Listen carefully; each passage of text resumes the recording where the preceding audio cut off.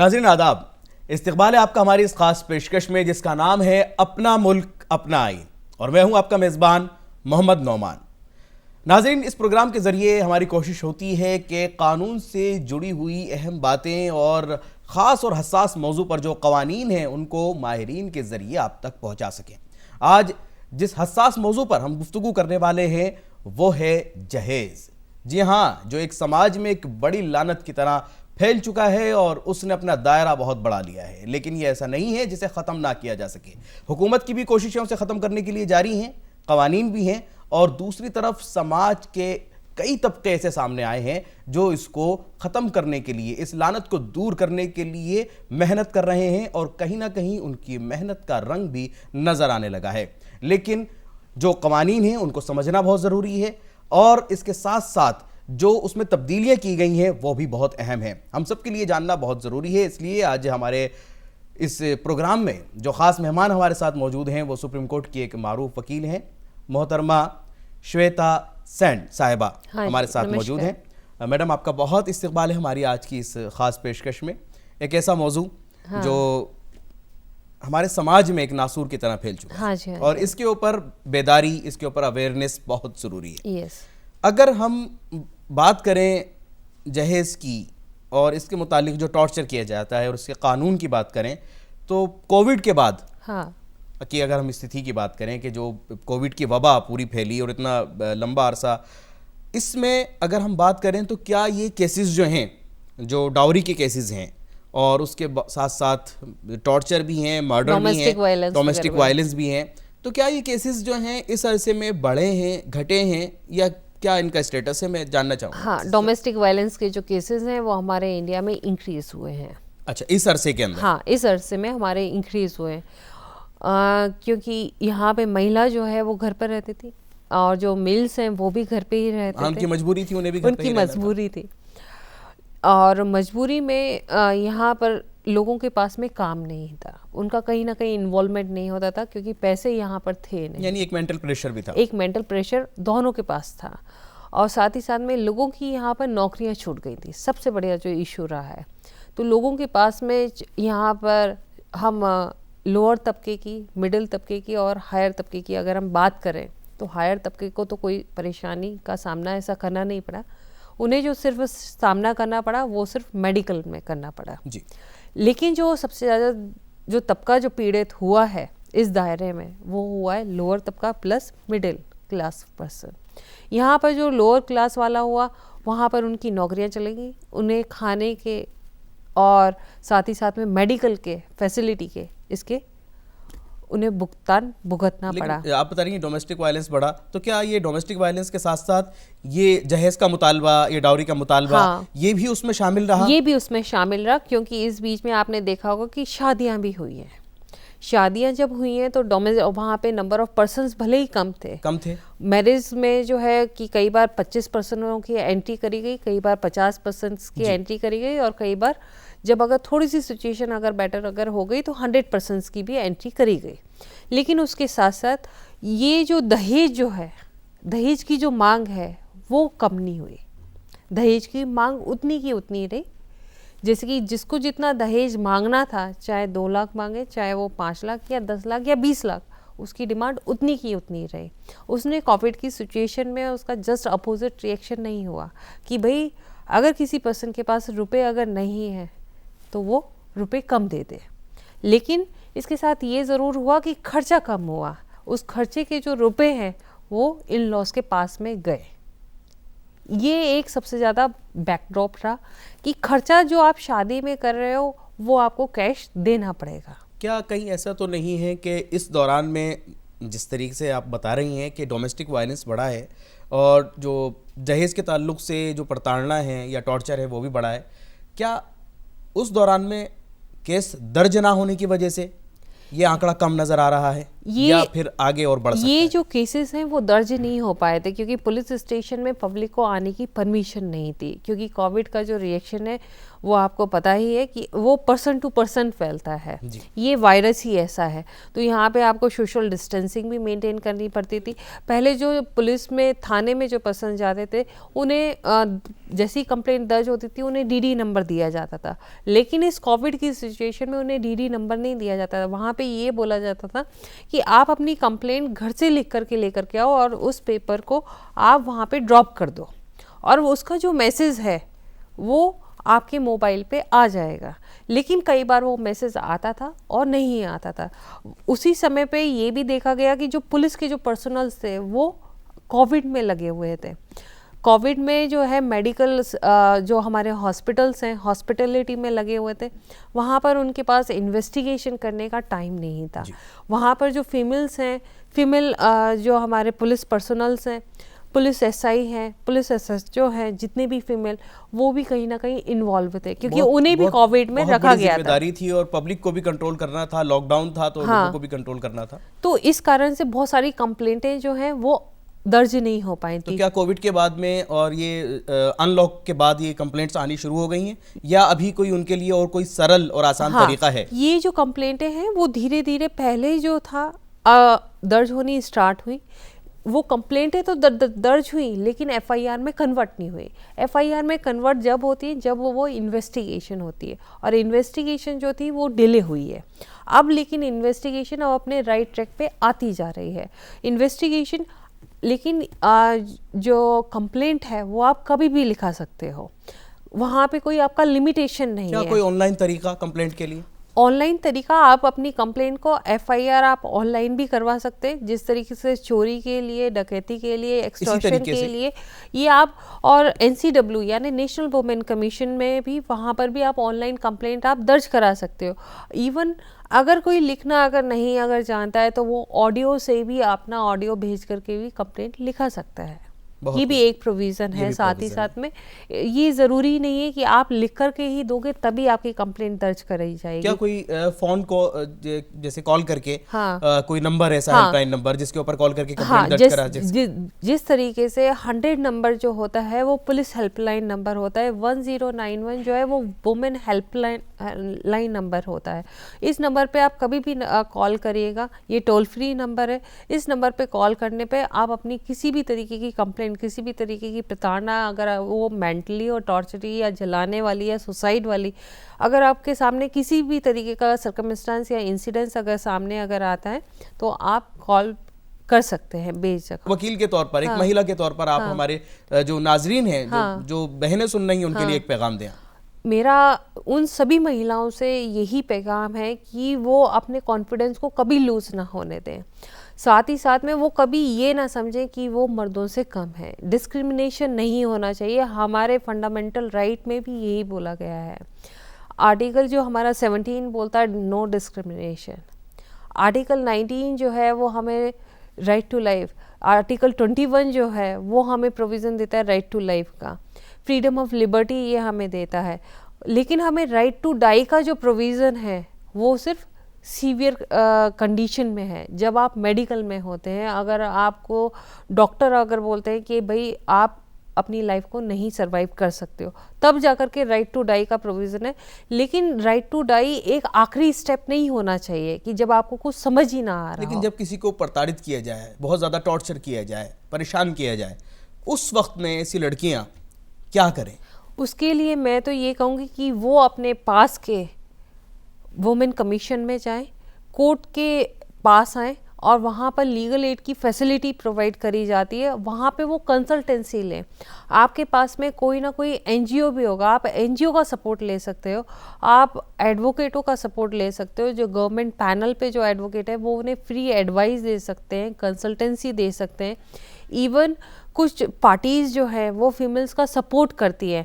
National women commission जो है वो इतने एनजीओ से जुड़े हुए हैं जो कि फीमेल्स को पूरा का पूरा सपोर्ट करते हैं। इवन ओल्ड एज फीमेल्स को भी सपोर्ट करते हैं, प्लस चिल्ड्रंस को सपोर्ट करते हैं।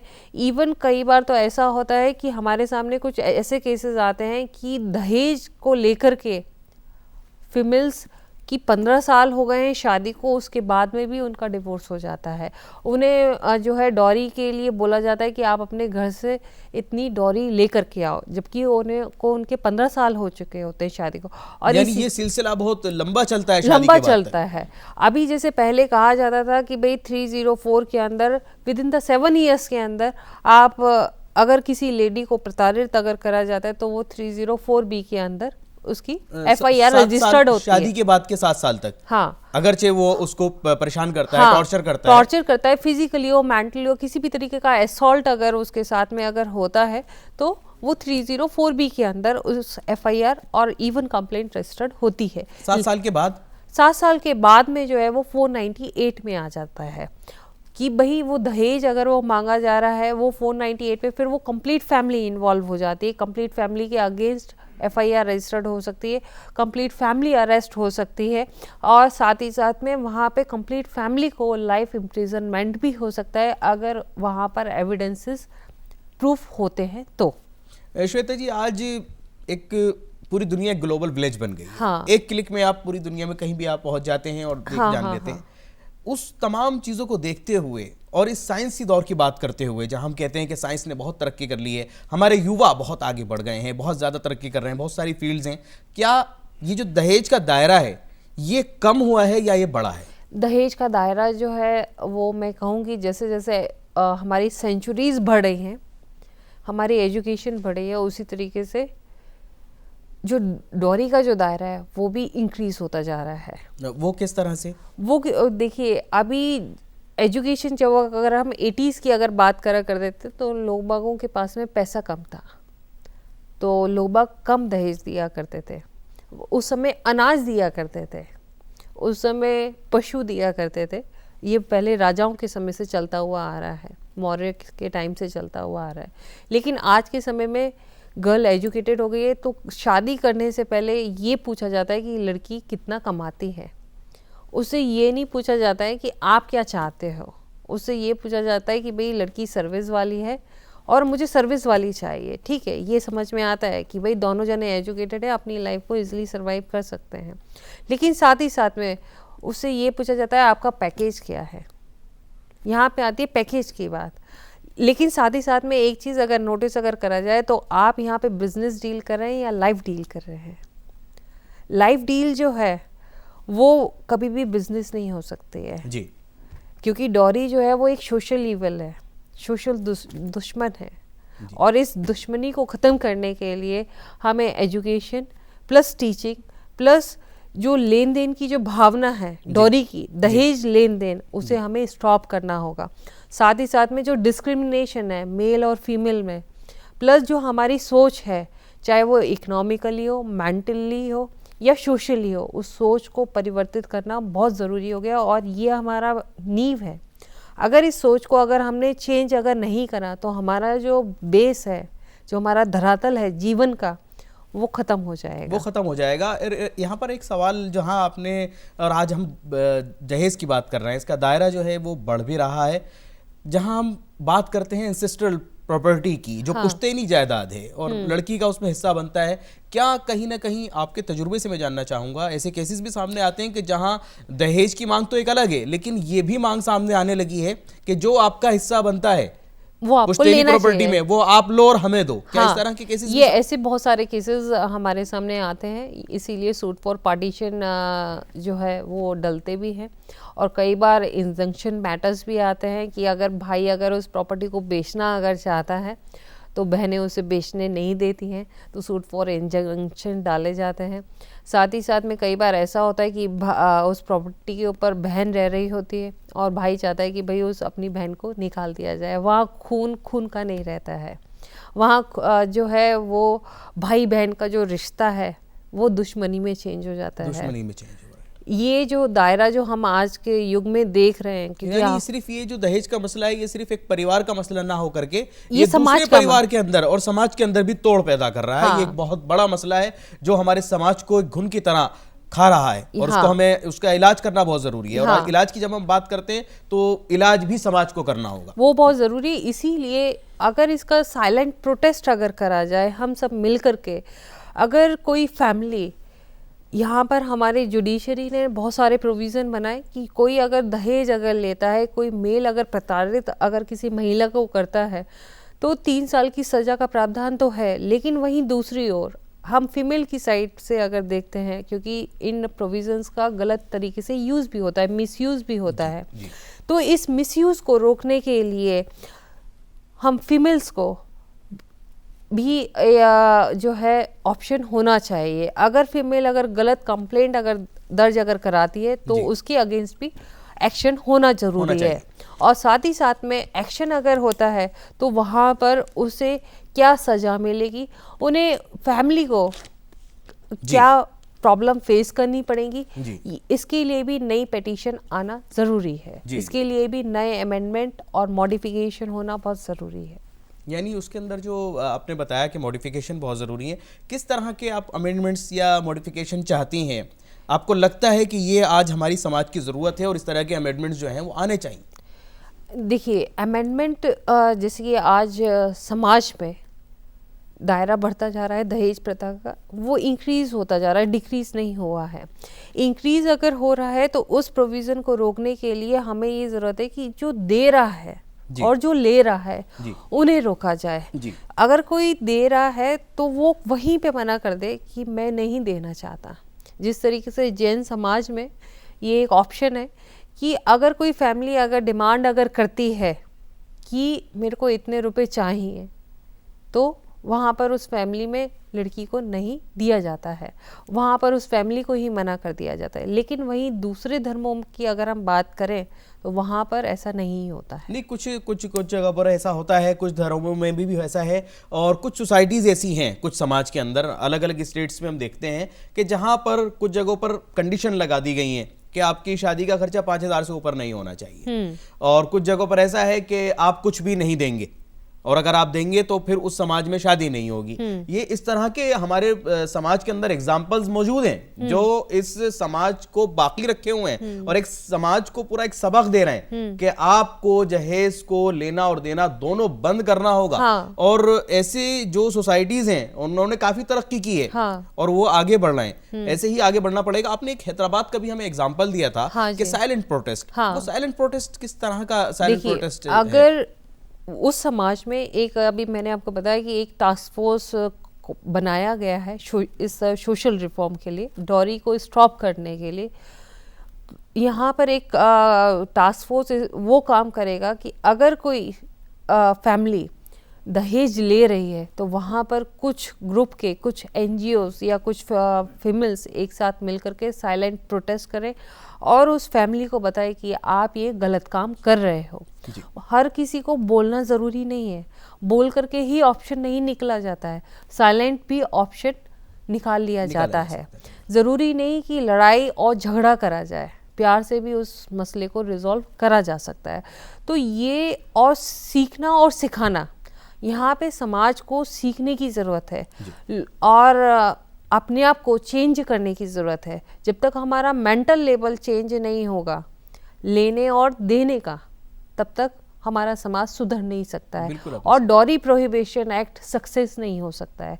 हम जुडिशरी, गवर्नमेंट और प्लस एडमिनिस्ट्रेशन कितना ही सपोर्ट दे दे पब्लिक को, लेकिन जब तक हमारा मेंटल लेवल सेट नहीं होगा, चेंज नहीं होगा समाज को लेकर के, इस डॉरी को, दहेज को लेकर बदलनी होगी। सोच ही सबसे ज्यादा अहम है। बिल्कुल आपने सोच ही एक ऐसा वो बीज है जिसके थ्रू एक फूल, गुलाब का फूल भी उगाया जा सकता है, मोगरा भी उगाया जा सकता है जो कि खुशबू फैलाए, चाहे वो रात हो या दिन हो।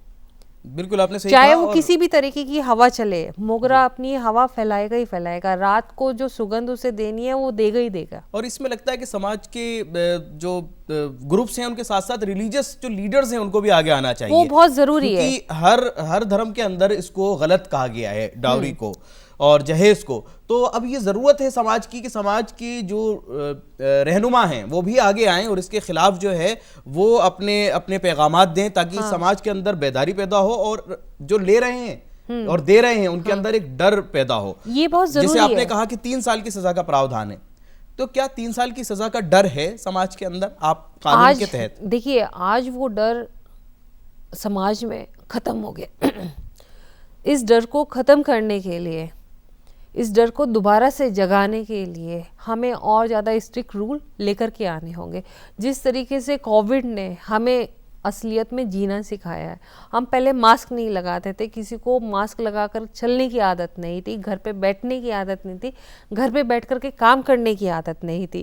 जिस तरीके से एक नजरिया, एक पूरी जिंदगी जो है वो बदल गई है, वो बदल गई है। हमारा काम करने का तरीका, हमारा सोचने का तरीका, सब चीजें जब चेंज हो गई हैं। इसमें आप कितनी सजा चाहती हैं? आपको क्या लगता है कि कितनी सजा का इंतजाम होना चाहिए इसके अंदर, ताकि जो जहेज का मुतालबा कर रहे हैं उनके दिल में और ज्यादा डर और खौफ पैदा हो? देखिए, इसमें अगर 3 इयर्स का प्रोविज़न अगर लेने वाले के ऊपर है तो देने वाले के ऊपर भी मिनिमम 5 इयर्स का बहुत खूब, पनिशमेंट होना चाहिए। अच्छी आपने बात कही है इस वक्त, मिनिमम 5 इयर्स का पनिशमेंट। अगर इसको देने पर ही हमने ज्यादा कंट्रोल लगाया जिस तरीके से लेने पर है, तो काफी हद तक समाज में इस लानत को हम दूर करने में कामयाब हो सकते हैं। हाँ। ताकि देने वाले को भी अब डर पैदा हो कि मुझे भी सजा हो सकती है। मेन ये डर जगाना जरूरी है। जिस तरीके से कोविड ने हम सब के बीच में ये डर ला दिया कि अगर हमने सोशल डिस्टेंसिंग अगर मेंटेन अगर नहीं करी तो हमें कोविड हो सकता है और हमारी जान जो है वो जा सकती है, हम जोखिम में आ सकते हैं जिसका कोई इलाज नहीं।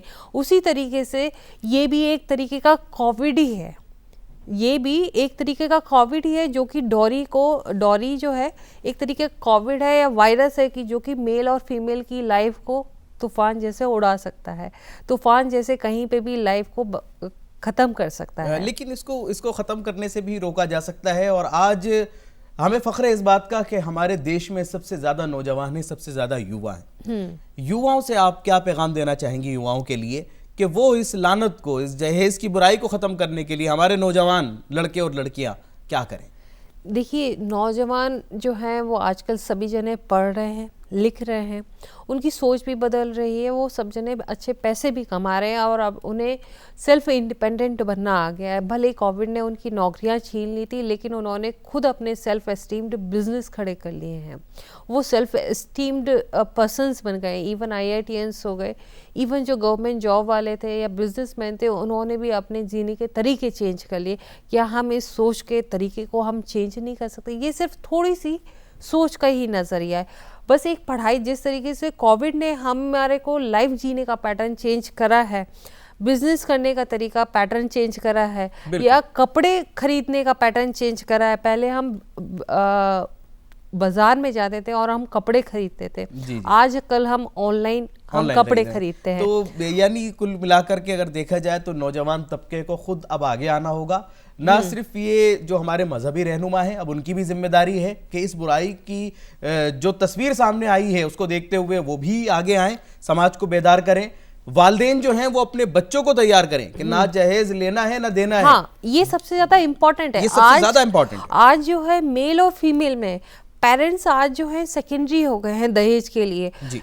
दहेज जो है, जैसे कि कोई भी बच्चा अगर पढ़ रहा है तो उसे इसलिए नहीं पढ़ना चाहिए, इसीलिए IAS नहीं बनना चाहिए, इसीलिए डॉक्टर नहीं बनना चाहिए कि उसे दहेज अच्छा मिलेगा।